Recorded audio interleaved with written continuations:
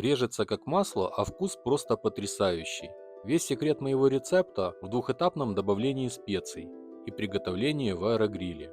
Вам не нужно предварительно долго мариновать щеки или шпиговать их чесноком и овощами. Блюдо готовится буквально за час. Такую закуску смело можно подать к праздничному столу. Гости даже не догадаются, что перед ними недорогая и простая свиная щековина. На первом этапе нам понадобится кусок свиной щеки. Я разделил его пополам. Мясо нужно тщательно вымыть и зачистить шкурку ножом.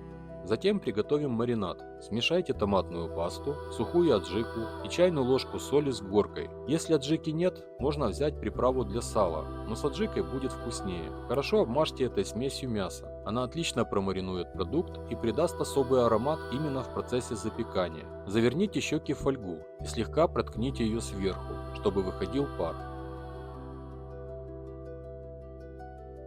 Запекайте при температуре 200 градусов Цельсия ровно 1 час.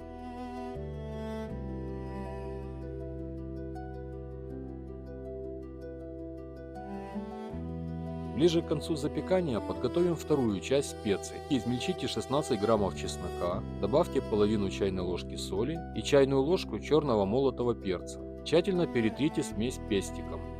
Итак, все готово. Когда щеки немного остынут, достаньте их из фольги и натрите свежей смесью чеснока и перца. Вы не представляете, какой аромат сейчас на кухне. Это блюдо великолепно как в горячем, так и в холодном виде.